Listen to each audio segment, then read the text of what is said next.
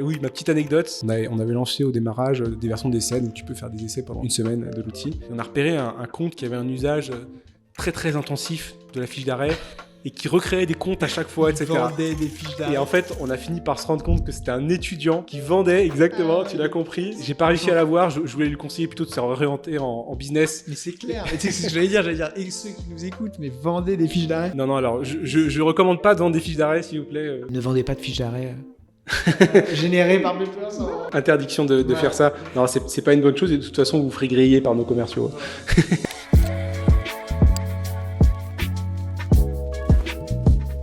Salut Gabriel. Bonjour Louis. Très content de t'avoir. Alors, je voulais faire un épisode avec Papers, je t'ai envoyé un petit mot il y a environ un mois. Tu as été assez réactif. Donc, je suis très content de t'avoir. Beaucoup d'avocats me parlent de Papers. Vous êtes en train de bien développer le volet juridique et Paper Justice. Tu me dis si je prononce mal ou quoi. C'est parfait. Donc, pour tu l'instant. es directeur du coup de ce pôle-là chez Tout à fait, Papers. On le disait tout à l'heure, Papers, vous l'avez forcément vu un jour en allant sur Internet, en cliquant le nom d'une boîte. Forcément, il y a la fiche qui suit pour toutes les entreprises. Mais vous faites plein d'autres choses. Et c'est l'idée de cet épisode, c'est de se dire, OK, il y a un set acteur qui aujourd'hui vous proposez de plus en plus d'éléments. Et moi, ce que j'en vois, c'est que plein de gens ne comprennent pas forcément tout ce que vous faites et à quel point ils peuvent vous utiliser et à quel point ça peut leur faire gagner du temps. Le cheat code, le podcast qui est ici, a pour objectif de faire découvrir ces outils-là, aussi des parcours, etc. Donc déjà, tu vas te présenter, on va rencontrer un peu, en savoir plus sur qui tu es, qui y a derrière Paper Justice, mais aussi comprendre un peu qu'est-ce que tu peux apporter, qu'est-ce que Papers peut apporter aux avocats, aux experts comptables, ce qu'on en parlait juste avant, et pourquoi pas à d'autres professions réglementées, gestionnaire de patrimoine, etc. Je te laisse te présenter et puis ensuite, j'ai plein de questions. Merci Louis, merci pour l'invitation, je suis ravi d'être avec toi aujourd'hui. Gabriel Monéron, donc, je suis marié depuis 2 ans, je suis ingénieur de formation. Okay. J'ai découvert le secteur du droit il y a quelques années et je continue à le découvrir avec beaucoup de curiosité, de passion et je reste convaincu que c'est à l'intersection entre plusieurs secteurs d'activité qu'on fait des choses super intéressantes. Et je pense que en ce moment, particulièrement entre le droit et la technique, il y a des choses vraiment passionnantes, notamment avec l'IA. Voilà, et donc j'ai rejoint l'aventure Papers il y a un peu plus de 2 ans, presque 3 ans maintenant, effectivement, pour monter ce petit pôle juridique qui n'est plus si petit que ça maintenant. Hein. Pour la petite histoire, en fait, j'avais commencé à monter un petit projet de start-up de mon côté, okay. Sur une idée de ma femme qui ressemblait beaucoup à ce que sont aujourd'hui 2 produits de chez nous, Paper Justice, Papers Politique notamment. Et je connaissais un des cofondateurs de Papers, Romain. Et en fait, on s'est retrouvés, on s'est revus et de fil en aiguille, on s'est dit que c'était quand même beaucoup plus sympa de faire ça ensemble. Donc j'ai rejoint l'aventure Papers il y a un peu plus de 2 ans et demi. Je vais dire quelques mots sur Papers et comment la boîte est née. Papers, c'est une boîte qui a maintenant quasiment 5 ans, qui est née en fait, qui a été fondée par 3 personnes, Romain, Pierre et Antoine, sur l'intuition de l'open data.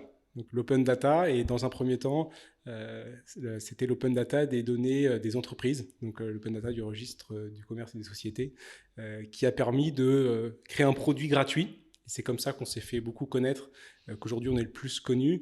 Un produit gratuit qui propose à chacun de consulter des données sur les entreprises, donc des fiches entreprises. Sur chaque fiche entreprise, on y retrouve un certain nombre d'informations qui sont qui est l'entreprise, qui sont les dirigeants de cette entreprise. On va retrouver aussi les marques qui ont été déposées par cette entreprise, les actes fondateurs de l'entreprise, les comptes, etc., etc. Et c'est un outil qui est aujourd'hui aussi beaucoup utilisé par tous les professionnels du droit, mais aussi par les experts comptables et par plein de professions. Moi, tous les jours, pour retrouver mon SIRET, notamment. Ok, trop bien. Et du coup, pour comprendre ce que tu dis que c'est un outil gratuit, je ne sais pas si tu peux en parler, mais comment du coup vous arrivez à financer cette boîte? Il y a eu des levées de fonds, etc. Comment vous avez réussi à... Peut-être justement pour aller dans le sens de ta question, un mot un peu plus sur l'ADN de Papers. Papers, je dirais pas vraiment qu'on est une start-up, on a un petit côté anti-startup, alors même s'il y a quand même la casquette, ceux qui ont l'image le voient, mais pourquoi? Parce que d'une part, on n'a pas fait de levée de fonds, donc c'est une boîte qui est complètement autofinancée, ce qui implique 2 choses. D'abord d'être rentable, Et puis deuxièmement, et ça c'est plutôt cool, d'avoir une gouvernance qui est maîtrisée. Et on pourra en parler un peu plus tard peut-être. L'avantage d'avoir une gouvernance maîtrisée, c'est qu'on n'a pas de pression d'actionnaire pour monter les prix, on n'a pas de pression pour aller attaquer certains secteurs, on fait un peu ce qu'on veut. Voilà, donc ça c'est la première chose sur l'ADN de Papers. C'est la liberté du coup. Exactement, alors il y a des contraintes, il faut quand même être rentable, hein. C'était le premier point, mais ça donne beaucoup de marge de manœuvre. Et puis le deuxième point, je dirais qu'on est des amoureux du produit. C'est-à-dire qu'on n'est pas des commerciaux dans l'âme, même si on le devient de plus en plus parce qu'il faut bien vendre, mais on est d'abord des amoureux du produit, des amoureux de la tech. On adore ça et ça se ressent beaucoup d'ailleurs dans nos effectifs. Aujourd'hui, on est une petite cinquantaine de salariés dans la boîte. Je crois qu'il y a 35 devs. Voilà, donc développeurs pour les non spécialistes. Donc ça veut dire que voilà, il y a quand même ce gros ADN de la technique et la passion du produit qui nous caractérise pas mal, je pense. Ok, trop bien. Et du coup, aujourd'hui, en quelques chiffres, Papers, vous êtes une cinquantaine, tu me disais? Exactement, on est une cinquantaine, donc on existe depuis 5 ans. Ouais. On a, Et ça fait que 5 ans, Papers, putain, j'ai l'impression que c'est beaucoup plus. Mais... Non, mais en fait, l'ouverture en open data des données du registre du commerce de société, ça correspond à peu près, un petit peu avant. Et d'où, finalement, l'opportunité s'est faite comme ça. Ok, trop bien. Et du coup, alors, dans Papers, tu as plusieurs pôles. Tu as le pôle entreprise, tu as le pôle juridique et tu as le pôle politique. Exactement. Alors, juste pour effectivement préciser, ce modèle du registre du commerce des sociétés qu'on a mis en open data gratuit et qu'on a pu derrière monétiser, tu posais la question tout à l'heure, la monétisation, c'est qu'on crée par-dessus des fonctionnalités payantes qui sont des fonctionnalités qui vont s'adresser à différents secteurs d'activité. Par exemple, sur la partie entreprise, ce qui représente une partie importante du chiffre d'affaires de l'activité entreprise, c'est de vendre cette donnée avec un accès par API, c'est-à-dire un accès informatique pour des sociétés qui ont des sujets de compliance, peut-être des banques, des assurances ou n'importe quelle autre société, ou ça peut même être un logiciel, un CRM qui a envie d'intégrer des données automatiquement de ses clients. Donc voilà, ça c'est la manière dont on modélise et on a reproduit ce modèle-là, c'est pour ça que je suis arrivé un peu chez Papers, sur un autre type de donnée qui est la donnée juridique. Voilà. Donc on a créé 2 produits qui sont sortis un peu de cette logique-là et toujours avec cette opportunité de l'open data que la France a continué de suivre sur d'autres secteurs d'activité. Et donc le premier produit, c'est Papers Justice. C'est un outil qui est surtout à destination des avocats et des professions juridiques, qu'on pourrait décrire comme un moteur de recherche dans la jurisprudence française, qui est bien boosté à l'IA et qui comporte de plus en plus maintenant des petits outils d'aide à la productivité également qui utilisent l'IA, on pourra en parler. Papers Justice, donc plutôt pour les avocats, direction juridique. Un deuxième produit qui s'appelle Papers Politique, qui est un outil plutôt utilisé par les journalistes, par les professionnels des affaires publiques, les lobbyistes, comme on dit, qui leur permet de surveiller l'actualité parlementaire de super près. C'est-à-dire qu'à la minute, ils savent s'il y a un amendement qui est déposé par tel ou tel parlementaire, qui a déposé l'amendement, avec qui cet amendement a été déposé, etc. etc. Et puis, 2 autres produits. Voilà. Donc moi, je suis en charge de ce pôle justice politique. Donc, c'est peut-être plus de ça qu'on va parler parce que c'est ce qui maîtrise le mieux. Mais c'est intéressant, tu vois, ce que tu dis de l'API. Je pense qu'il y a plein de gens qui le comprennent pas forcément ce que c'est une clé API et ce que ça permet. Est-ce que tu as un exemple tout bête je te donne un exemple, comment je le vois. Je joue peut-être au bête, mais je suis avocat, je veux arrêter de me prendre la tête dans la gestion de mon CRM, mes factures, etc. Et donc, grâce à Papers, je pourrais mettre le nom du gars, mettre sa boîte, et finalement, dans la facture, dans tous ces éléments de création de boîte ou alors dans la modification de ces docs, tous les bons champs vont automatiquement pouvoir s'intégrer. C'est exactement ça. Alors, et donc, sur cette partie entreprise, le client, c'est pas vraiment l'avocat. Le client, c'est l'éditeur du logiciel, du CRM, qui va en fait s'intégrer chez nous et permettre à ses propres clients d'avoir un outil qui est beaucoup plus efficace. Les champs se remplissent automatiquement, le nom du client, son adresse, son numéro de sirène. C'est un gros boost administratif pour gagner un temps fou, parce qu'au lieu de faire des copies-coller à la mano, parce qu'on n'a pas osé payer le logiciel à dédié. Ok, trop bien. Donc ça, c'est clair. Maintenant, on va aller sur le côté plutôt, justement, c'est l'objet du podcast, Papers Justice, alors plutôt Papers Justice, je pense, mais bon, peut-être que Papers Politique intéressera peut-être des plus grands cabinets qui ont besoin d'avoir ces infos-là. Peut-être, j'imagine qu'il y en a qui sont spécialisés autour de la politique. Mais concrètement, vous avez créé un volet de recherche via toute la donnée que vous avez eue. Comment ça fonctionne et qu'est-ce qui vous différencie justement d'autres outils de recherche juridique, puisqu'il y en a plein sur ce marché. Qu'est-ce qui vous fait quelle différence vous avez justement avec tout cela? Bien, merci pour cette question. En fait, je pense qu'il y a des différences qui peuvent être de plusieurs ordres si on doit se comparer au marché des éditeurs juridiques. Il y a des différences qui sont de l'ordre du produit, mais il faut bien avouer qu'aujourd'hui, on avance tous très vite sur le marché. C'est un marché qui évolue très vite et on a tous des très bons produits. Je ne suis pas là pour cracher sur les autres concurrents. Il y a des produits qui évoluent super bien. Donc, en termes de produits, il y a des features en plus, parfois chez l'un et chez l'autre, mais globalement, on a tous des produits qui sont sympathiques. Ouais. Peut-être que nous, on a une spécificité d'un point de vue du produit, c'est qu'on est fan de produits, je te l'ai dit tout à l'heure, fan de tech. Donc, on cherche toujours la simplicité, le design, l'efficacité. Quand tu cherches un truc, tu le trouves directement. Ouais. Et c'est quelque chose qui, je pense, est apprécié par nos avocats et qui nous permet de construire aussi cette image d'avoir un produit qualitatif. Ouais, c'est clair. Mais c'est vrai que c'est épuré en termes de design. Vous avez réussi, et c'est un peu à la mode, mais je pense que en fait, ce qui est bien avec Paper Justice, j'ai l'impression, c'est que tu lances le truc, tu n'as pas besoin de quelqu'un pour t'expliquer. Non, c'est hyper intuitif. On a fait 2-3 vidéos de présentation, mais elles sont très peu vues. Ouais. Et pourtant, le produit est utilisé. 400 vues, je crois. Et pourtant, le produit est utilisé. Je suis sûr qu'il y a plein de gens qui le disent. Quoi. Exactement. C'est pour certains qui peut-être sont moins à l'aise avec la technologie et qui sont contents d'avoir ça. Et bien sûr. Comprend. Donc, il y a des différenciations qui peuvent être sur la manière dont on voit le produit, mais je dirais qu'il y a aussi une grosse différenciation qui est sur la manière dont on approche le marché. Concrètement, Paper Justice, de la même manière que Papers Entreprise, c'est un moteur de recherche qui comporte une version gratuite qui est déjà super puissante. Ouais. Concrètement, vous pouvez faire vos recherches de jurisprudence, trouver des jurisprudences administratives, des jurisprudences de l'ordre judiciaire, de la Cour de cassation, des tribunaux de commerce, des tribunaux judiciaires, etc. Toutes ces jurisprudences, vous pouvez les trouver. Vous n'avez pas accès à toutes les fonctionnalités, on en parlera tout à l'heure, des fonctionnalités supplémentaires, mais vous pouvez faire déjà beaucoup de choses. Et c'est ce qui nous a permis aujourd'hui de devenir une référence auprès d'un certain nombre de professions qui utilisent l'outil parce que soit ils n'ont pas les moyens de s'équiper, soit ils n'ont pas envie de faire la démarche de s'équiper, de payer quelque chose, de rentrer dans un processus commercial, soit parce que ce sont des professions qui sont un peu à la frontière, qui n'ont pas un besoin au jour le jour, ou encore parce que c'est des étudiants. Aujourd'hui, on est très utilisé par les étudiants qui utilisent notre produit. Les futurs avocats. Et qui sont les futurs avocats, exactement. Donc, cette approche-là, en fait, elle nous permet de tout simplement avoir une acquisition. Donc, si on parle de business, c'est ça qui nous permet de nous faire connaître. Ça nous permet aussi d'avoir une super image. En général, les utilisateurs apprécient notre produit, notamment parce qu'il y a une version gratuite.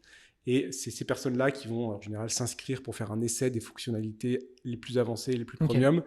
Et en s'inscrivant, elles acceptent d'être contactées pour qu'on puisse leur proposer un peu, leur montrer comment ça fonctionne. Donc, c'est comme ça que ça fonctionne. Donc, il y a une grosse différence aussi sur le positionnement marché. Oui, c'est vrai. Normalement, il y a droit à une démo, mais la démo, c'est un mec qui te montre. Et forcément, il va te montrer le plus côté, le plus sexy du truc. Là, au moins, tu peux tester direct. Et du coup, qu'est-ce qui se passe si tu payes, finalement ? Quelles sont les fonctionnalités qui s'ajoutent une fois que les personnes s'abonnent ? Déjà, merci si tu payes. On est ravis de compter parmi nos clients. Je ne le savais pas encore. Non, alors en fait, il y a des fonctionnalités qui sont de différents ordres dans l'outil Paper Justice. Les plus simples à comprendre sont autour de la recherche juridique. En fait, tu vas avoir des filtres avancés pour faire des recherches plus avancées dans ta recherche. Je vais te donner un exemple. On a développé un filtre de recherche par section de la décision de justice. Concrètement, si tu cherches des mots-clés précis, tu vas pouvoir cibler ta recherche dans les motifs de la décision. Tu vas pouvoir cibler ta recherche dans l'exposé du litige. Et ça permet, dans le cas de recherche où tu as des fois beaucoup de volumes qui remontent et tu as du mal à trouver une décision parmi le fouillis de décisions qui ne remontent pas forcément pour les bonnes raisons, ça permet vraiment de cibler ta recherche, c'est super puissant. Tu as aussi, quand tu fais ta recherche juridique, en fait, tu as, je sais pas, les 300 décisions qui sont remontées et tu as envie pour ces décisions peut-être de toutes les lire. Parce que parfois, on va chercher l'exhaustivité quand on est professionnel du droit. Et ce qu'on te propose, c'est un résumé de chaque décision qui est présenté directement dans le moteur de recherche, qui te permet tout de suite de cibler est-ce que cette décision, elle est intéressante pour moi ou est-ce qu'elle n'est pas intéressante. Alors, on pourra en parler un peu tout à l'heure. C'est une des fonctionnalités qui repose sur l'intelligence artificielle. Mais ce résumé... Vas-y, tu peux aller sur ce sujet. Oui, bien sûr. Écoute, notre vision de l'intelligence artificielle chez Papers, je pense qu'on a beaucoup réfléchi à ce sujet. On a un positionnement qui est peut-être un peu particulier, puisque même si on est très technophile, on adore la tech, etc., on est souvent assez conservateur sur l'intelligence artificielle et sur la manière dont on l'implémente dans nos produits.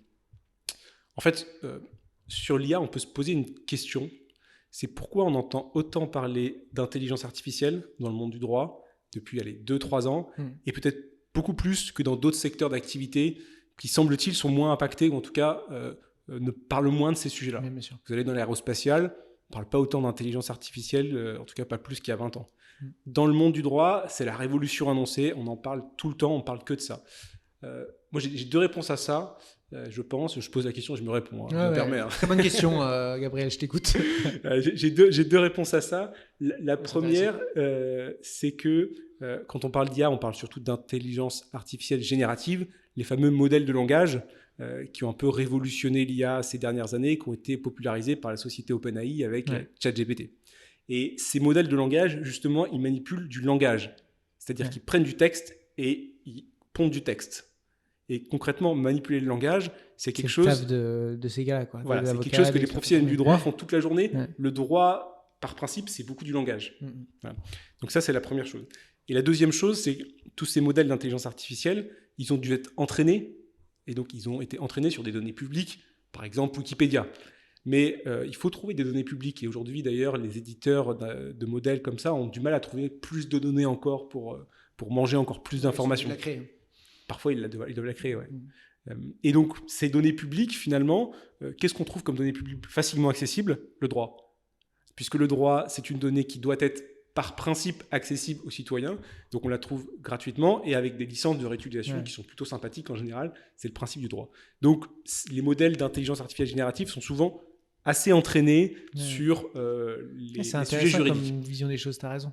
C'est vrai qu'on ne l'a jamais sorti comme ça, mais et finalement, ça va de soi, en fait. Ça va de soi. Il y a une sorte de quelque chose d'assez naturel.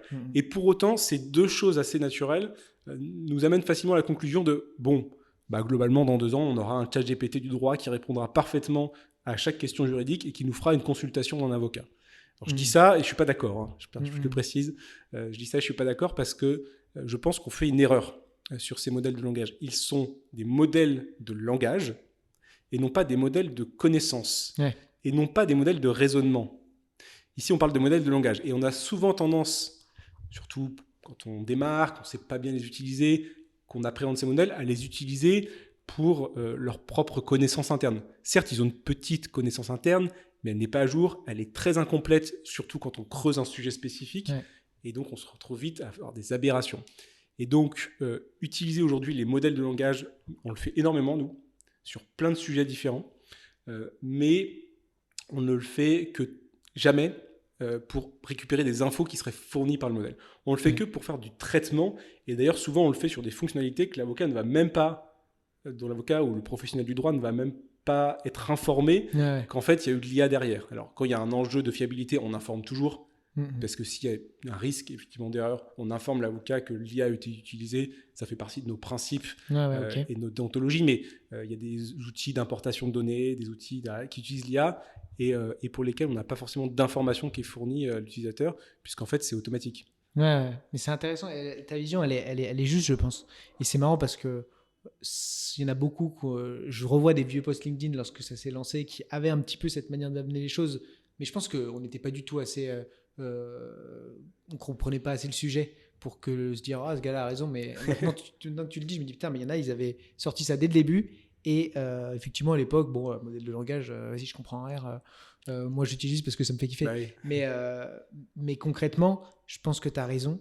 De toute manière, moi c'est un peu la vision que j'en ai, outre le fait que ça va potentiellement un jour sortir, ça pourrait sortir le bon truc lorsqu'on pose une question et répondre à ma question, mais en fait il y a encore aussi beaucoup le côté humain où on se dit moi j'ai besoin du cachet avocat, de quelqu'un qui me vérifie, qui me dit non mais t'inquiète, là c'est bon. Peut-être que ça va forcément modifier beaucoup de choses sur le secteur, mais j'ai plutôt l'impression que, en tout cas les chiffres qui en ressortent en ce moment, c'est que finalement les cabinets d'avocats sont encore plus sollicités et la productivité s'est améliorée. Donc en fait finalement les gens vont peut-être rentrer enfin plus tôt chez eux et pour autant ils vont toujours continuer à marcher. C'est l'éternel sujet du progrès, hein. C'est ça, et puis de toute manière, on vivra, on verra, quoi. Mais vous, du coup, en interne, qu'est-ce que ça a impliqué sur la suite ? Tu parlais tout à l'heure, tu me le disais en off, que vous prévoyez justement d'autres features autour de tout ça. L'idée, c'est de créer un outil qui va permettre justement de rédiger, de produire beaucoup plus profondément que ce que vous avez actuellement. En fait, quand on pense à l'IA, on pense souvent à deux sujets. Bon, réponse à une question et éventuellement rédaction de choses, rédaction d'actes, etc. Bien sûr, c'est des sujets intéressants, mais pour moi, il y a énormément de sujets qui sont beaucoup plus pertinents avec l'usage de l'IA. Et si tu veux, je peux te donner quelques exemples. Carrément. Par exemple, un sujet auquel on pense jamais, c'est l'IA qui aide à la collecte et à la production de données. Je te donne deux exemples. On a une base, on en parlait tout à l'heure, qui s'appelle Politique, qui est un outil qui permet de suivre l'actualité parlementaire. Dans cette base politique, on permet à nos clients de suivre en temps réel les débats parlementaires qui se passent à l'Assemblée nationale et au Sénat, qui sont des débats filmés. Et en fait, on a mis en place une IA qui va venir transcrire en temps réel ces débats sous forme de texte. Et ensuite, sur la base de cette transcription, on fait des alertes à nos clients qui sont des lobbyistes, des professionnels des affaires publiques, qui veulent être alertés à la minute quand le nom de leur entreprise ou quand un amendement précis est passé à l'Assemblée nationale ou au Sénat. Ça, c'est pas l'IA qui répond, c'est l'IA qui aide à la production de données. Ça apporte énormément de valeur sur un cas d'usage super précis, mais je trouve que c'est un cas d'usage hyper intéressant de l'IA. Je te donne un autre exemple. On a un outil qui est intégré dans Politique. On ne communique pas beaucoup dessus parce qu'on n'a pas encore beaucoup travaillé la stratégie de communication, mais qui est un outil de surveillance de l'actualité des territoires. Donc c'est la même chose, mais au niveau des territoires, des communes, des villes. On permet à nos clients de suivre tout ce qui se passe au niveau des comptes rendus des conseils municipaux, des délibérations, des arrêtés municipaux, etc. Il y a 35 000 communes en France. Donc ça veut dire que si on voulait aller récupérer cette donnée sur les sites de chacune des communes à la main, il faudrait beaucoup de bonhommes, beaucoup de codes, etc. Et bien en fait, on a utilisé l'IA pour aller chercher cette donnée. Alors, je ne vais pas donner la secret sauce, évidemment, mais alors, on utilise l'IA pour aller chercher cette... On ne sauront pas faire ici. On va croire qu'il y en aura qui écouteront peut-être. On utilise l'IA pour aller chercher cette donnée. Et donc, c'est grâce à l'IA qu'on permet à nos clients de suivre les comptes rendus municipaux, arrêtés municipaux, délibérations municipales chaque semaine qui arrivent sur leur sujet. Voilà. Donc, donc ça, c'est un des cas d'usage intéressant de l'IA, je trouve, puisqu'on est là sur la production, l'aide à la collecte des données. Ouais, et ça pourrait être, pour donner un aspect marketing, par exemple pour un cabinet ou un cabinet avocat ou expertise comptable, peu importe, ce serait, je me concentre sur un sujet, par exemple, je sais pas, fiscalité internationale ou fiscalité, voilà, peu importe. Je reçois, finalement, il y a des nouveautés qui se développent et je pourrais recevoir finalement un résumé prêt à être envoyé à mes clients sous forme d'une newsletter et finalement... Ouais, c'est ce qu'on fait déjà. C'est ce qu'on fait déjà, effectivement. Quand tu t'abonnes à Politique, c'est moins utilisé par les avocats. Certains fiscalistes, un petit peu. C'est surtout utilisé effectivement par les professionnels des affaires publiques. En fait, tu configures des thématiques précises et sur la base de ces thématiques, tu vas recevoir un briefing qui est rédigé par l'IA, justement, encore une fois. Et là, on est plutôt dans l'IA qui synthétise. Ouais, c'est pas l'IA qui collecte, c'est l'IA qui synthétise. Et c'est un très bon cas d'usage de l'IA. Elle synthétise des documents qu'on lui a donnés et elle fait ce briefing qui peut être parfois presque transféré tel quel. À un client un peu remanié parfois pour enlever des choses qui sont moins intéressantes. Derrière communiquer dessus, être à jour sur tout et effectivement voilà, comme tu dis, c'est le premier qui sort l'info. Il y a un truc sympa. Moi, au début, on voulait créer une espèce de justement un format un peu des news. Qu'est-ce qui se passe dans la tech pour les avocats, etc. Quels sont les outils à utiliser. Mais en fait, ça prend un temps fou. C'est une veille constante. Tu passes ton temps à regarder ce qui se passe et en fait... d'un moment, j'ai lâché en disant j'ai pas le temps de faire ça, tu vois. Mais si effectivement tu reçois le truc tout fait et tu dis magnifique, j'ai plus qu'à l'envoyer à certains clients que ça va intéresser, boum. Nous, notre boulot, c'est de collecter de la data, de l'agréger. On fait la même chose d'ailleurs pour les décisions de justice. Les avocats, ils peuvent s'abonner à des thématiques, des mots-clés, des codes de loi, enfin des articles de loi, etc. Ils reçoivent les nouveautés chaque matin, nouvelles décisions, nouvelles jurisprudences qui sont tombées dans leur boîte mail. Trop bien. Mais ça, tu vois, alors je pense que les plus petits cabs qui vont réussir à intégrer ça à machine de guerre, parce que effectivement, je ne sais pas si tu as des avocats, j'imagine que tu en as dans plein d'autres trucs autres que Papers, mais j'ai jamais reçu moi un mail de mon avocat qui me dit attention, les SAS, machin truc, dans ton truc, fais gaffe à ça cette année. Trop bien de recevoir ça. Mais aucun avocat met ça en place. Mais le gros cab, à mon avis, qui a des gros clients qui prend le temps, lui, il peut envoyer des petits conseils, des petites astuces toutes faites en disant attention, tac, tac, il y a ça qui vient de sortir, mettez ça en place, 3 petites choses à regarder et de quoi prendre rendez-vous s'il y a besoin d'en discuter. Eux, ils font de l'upsell potentiel. Ouais, toi, tu vois ça comme une stratégie d'acquisition, c'est ça pour ouais, c'est l'idée. Ah bah oui, évidemment, tu projettes sur ton activité. Eux, en plus de ça, ils développent bien entendu une connaissance. Mais ça, c'est déjà ce que vous proposez. Mais comment ils peuvent l'utiliser pour aller plus loin, c'est aussi ça l'idée. C'est super intéressant. Ouais. Il y a plein de cas d'usage de l'IA, effectivement. Si tu veux, Moi, je pense toujours de toute manière communication. comment je peux l'utiliser pour aller trouver des clients ou pour aider mes clients. C'est vrai que, effectivement, déjà de base, c'est de dire je suis à jour sur mes sujets et je les connais. C'est quand même le sujet plus principal important pour les en avocats, général c'est clair. pour nos clients. Mais voilà, s'ils ont des sujets de communication, il ne faut pas hésiter à aller voir Ourama. Je crois C'est que c'est gentil. Non, mais c'est vrai que c'est intéressant. Et il y a d'autres choses que vous avez. Tu vois, j'ai voyé sur les côtés PDF. Oui. Un PDF checker, un truc comme ça, un truc qui permet de scanner les PDF. C'est Alors, ça, j'ai pas trop exactement. compris ce que ça permet. on a parlé tout à l'heure de l'IA qui collecte de la donnée. On a parlé de l'IA qui synthétise, notamment en faisant par exemple des résumés des décisions de justice. On a un autre cas d'usage de l'IA, c'est l'IA qui aide à la vérification. Donc l'IA qui vérifie. Concrètement, comment on utilise l'IA dans ce cas-là? En fait, l'utilisateur va venir charger un document juridique sur lequel il travaille. Ça peut être ses conclusions, ça peut être un projet d'acte, ça peut même être des conclusions adverses, pourquoi pas. Et l'IA va venir challenger le document. Et dans ce cas d'usage, elle va venir le challenger sur 2 plans. Le premier plan, on va dire, on est plutôt sur de l'ordre de la forme. Est-ce que les concordances des temps sont bien respectées? Est-ce que la grammaire est bien respectée? C'est pas mal déjà. C'est pas mal déjà et ça va beaucoup plus loin que ce qu'un simple Word serait capable de faire. Ça explique les erreurs et puis ça vient proposer des pistes de correction. En fait, c'est pour repérer les petites coquilles, quoi, concrètement. Franchement, il y passe un temps fou. Je pourrais te faire un petit compte d'essai. Et puis, deuxième point, et je trouve que c'est là où l'IA prend tout son sens, c'est la vérification des incohérences internes du document. C'est-à-dire, on va essayer de challenger le document et l'IA va essayer de vérifier s'il n'y a pas des parties dans le document qui se contrediraient, par exemple. Je te donne l'exemple, nous, on a mis nos CGV dans ce petit outil parce qu'on est toujours les premiers utilisateurs, en tout cas, on essaye d'être toujours les premiers utilisateurs de nos propres outils.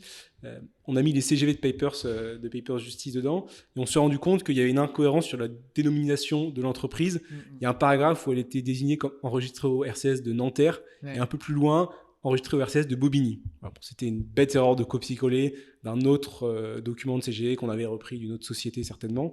Mais toujours est-il que l'IA repère cette incohérence. Et on n'est plus dans l'orthographe, là on commence à être dans des choses un peu plus intelligentes. L'IA va repérer ça et proposer une piste de suggestion, une suggestion de correction. Voilà. Et là encore, on est dans un cas d'usage où l'IA ne prétend pas avoir une science absolue. L'IA ne prétend pas avoir absolument raison. Quoi. Elle fait juste des recommandations. On pourrait plutôt formuler de cette manière. Elle vient challenger le document. Elle vient proposer est-ce qu'il n'y aurait pas une erreur là? Est-ce qu'il n'y aurait pas une erreur là? Il y a une forme d'humilité, je pense, à avoir quand on utilise et quand on produit ce genre de contenu.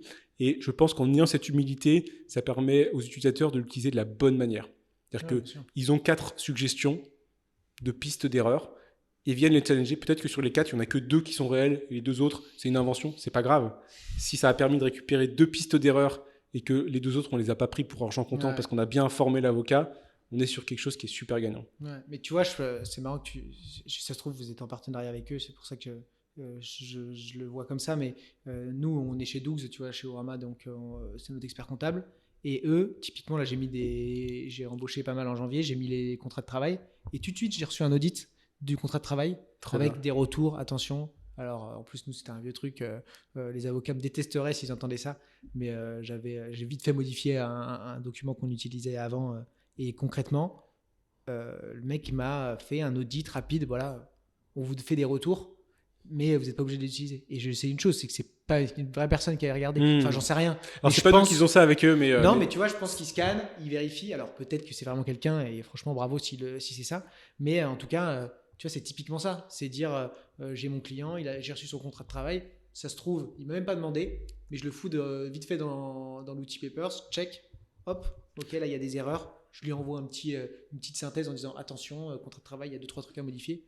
Et tout à fait. Alors, quand on est sur un cas d'usage comme ça, où ça va permettre d'informer le client, c'est là où c'est important d'avoir l'avocat qui analyse et qui filtre les informations intéressantes. Donc, je pense qu'il y a eu un filtre avant. Oui, tout à fait. Et alors, cet outil-là, qu'on a développé un peu comme ça sur la suggestion de quelques avocats, on se rend compte qu'il est vraiment très utilisé et qu'il y a beaucoup de fidélité dans l'utilisation de l'outil, presque même une certaine addiction. Trop bien, en vrai. Une fois qu'on s'est rendu compte qu'il y a toujours une petite coquille d'orthographe, de numérotation, un peu d'incohérence dans le document. Normal, il y a un endroit où on avait écrit à compléter. On n'a jamais complété. Ça nous est tous arrivé. Hein. Bien sûr. Voilà, et que l'IA permet de récupérer une grosse partie de ces coquilles, et ben, ça devient un peu sympa de pouvoir checker à chaque fois. C'est pour ça qu'on l'a appelé Papers Check. Ouais, mais c'est trop bien. Check. C'est trop bien. Et puis, moi, je passe mon temps à demander à ChatGPT de me corriger un truc, etc. Donc, c'est exactement la même chose.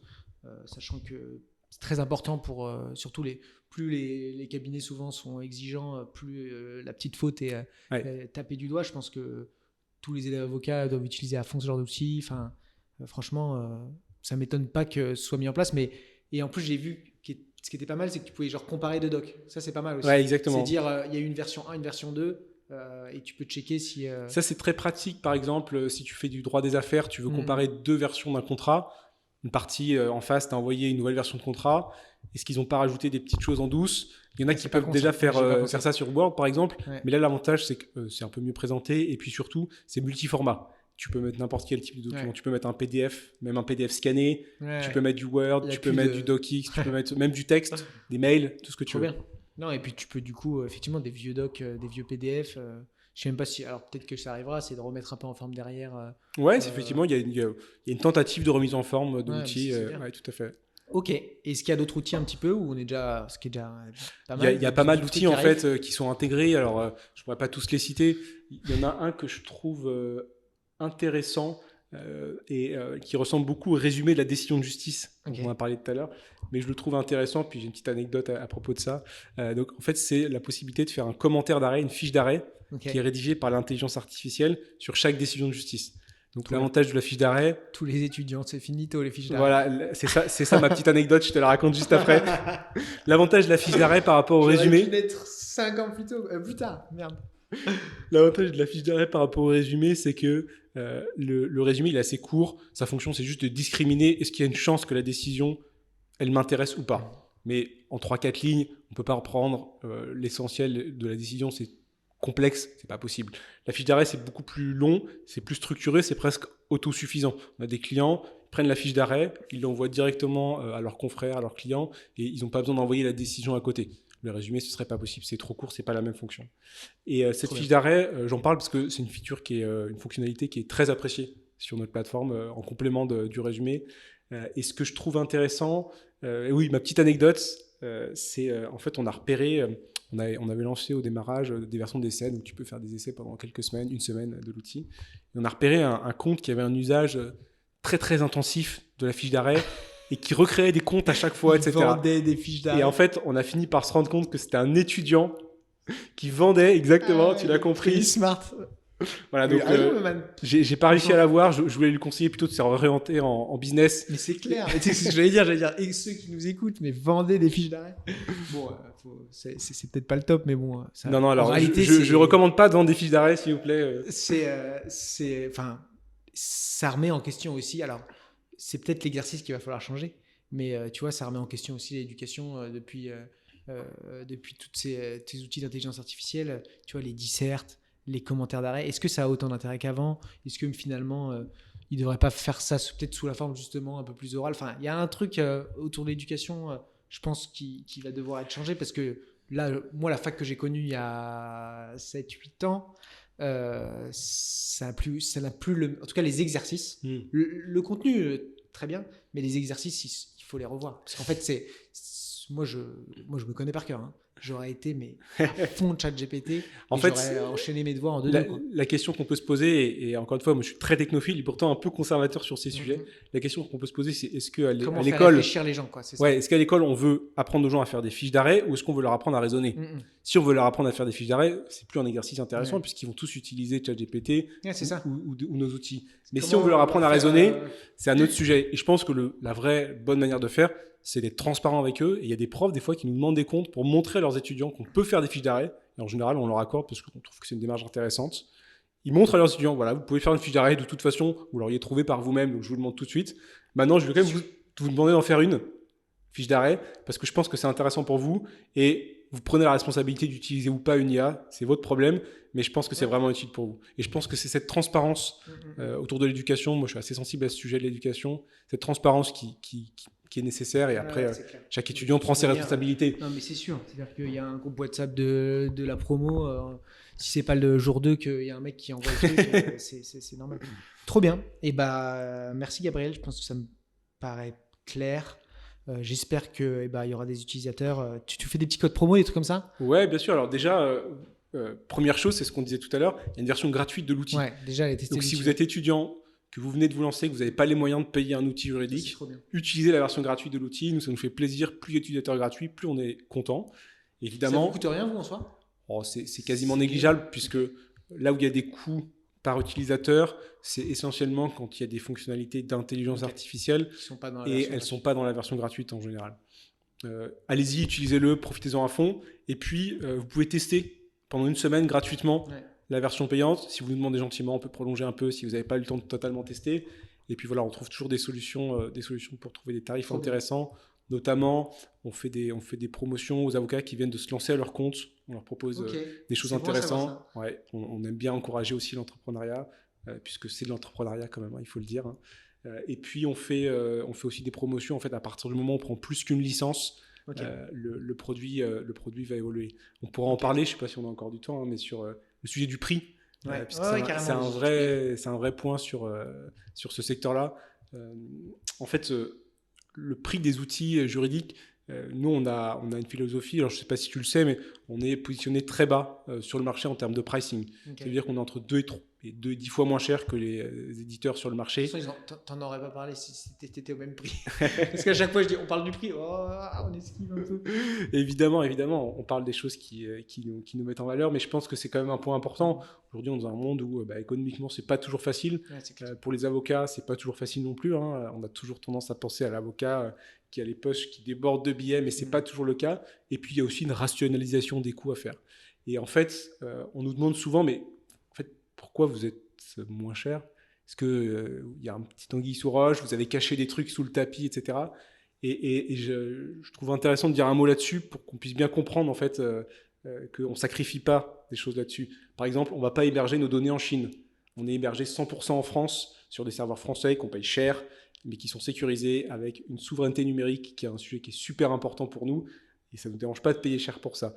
Par contre, on a des petits hacks dans notre business model. Le premier, c'est d'avoir une équipe commerciale qui est bien plus réduite, puisqu'on fait très peu de prospection. La prospection, c'est très coûteux, ça demande énormément d'efforts. Nous, grâce à la version gratuite, au bouche à oreille, on se fait connaître et c'est comme ça que les clients viennent nous voir. C'est d'ailleurs beaucoup plus agréable pour eux de venir nous voir plutôt que de se faire embêter au téléphone. Ça nous permet de réduire le coût d'acquisition d'un client de façon drastique. Et c'est complètement transparent pour le client en termes d'expérience utilisateur.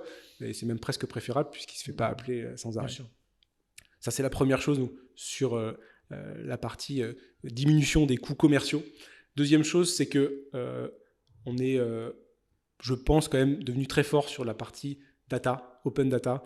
Et ce modèle qu'on a répliqué depuis les données entreprises vers les données justice, vers les données politiques, à un moment, on réutilise des choses. On réutilise des frameworks, c'est-à-dire des composants techniques qu'on a développés une fois et qu'on réutilise plusieurs fois. Et ça a un énorme avantage, c'est que ça permet d'avoir des coûts qui sont plus maîtrisés. Le troisième point sur cette question de la maturité, on est arrivé à un moment où le marché était mature, prêt à nous accepter. Donc d'une part parce que sur le marché, l'open data des décisions de justice est beaucoup plus structuré. On n'a pas forcément à intégrer autant de choses techniquement et puis on n'a pas hérité d'une dette technique d'un certain nombre de choses qui fait que ça peut nous coûter très cher et que c'est très difficile à résorber. Et la deuxième chose, c'est que l'IA est arrivée, l'intelligence artificielle. Ça change des choses pour les professionnels du droit, mais ça change aussi beaucoup de choses dans le monde de l'informatique. On va beaucoup plus vite. Une chose que peut-être il y a 5 ans nécessitait 5 ou 6 mois d'un développeur, on va le faire aujourd'hui peut-être en 2 journées. Et ça va nous coûter quelques centaines d'euros seulement de coûts d'appel sur des API, donc d'appel sur des modèles de langage. Et évidemment, c'est beaucoup plus avantageux. Et donc, voilà, tous ces éléments font qu'en fait, on est capable de proposer un produit. Je peux dire le tarif sur Paper Justice, c'est 840 euros par an pour un avocat. Et à partir de 2 avocats, c'est dégressif progressivement. Et du coup, finalement, même les grosses structures payent moins cher si elles ont plein de monde. Oui, bien sûr, c'est très dégressif. Évidemment, si tu as 50 personnes ou 200 personnes, tu ne payes pas 840 euros par personne. Trop bien. Et déjà, bravo, parce que c'est beau, parce que c'est gratuit en partie. Moi, Freemium, je trouve ça... quand tu vois, si j'ouvrais un SaaS, ça dépend le SaaS, je sais pas si vous le considérez comme un SaaS, mais un petit peu. Oui, en tout cas, on est un logiciel en ligne. Oui, c'est vrai que j'aurais tendance à me dire, je trouve que le côté gratuit, c'est toujours. En fait, tu vois, tout de suite, en plus, tu as tes retours utilisateurs. Enfin, je trouve qu'il y a un côté, c'est les white, les white hats. white Ouais. hats, quoi, En fait, on arrive avec une très bonne image. Et d'ailleurs, ouais, c'est ça. c'est l'intuition de Pierre, Romain et Antoine. Hein, et je pense qu'ils ont eu une très bonne intuition en se lançant de ce côté gratuit.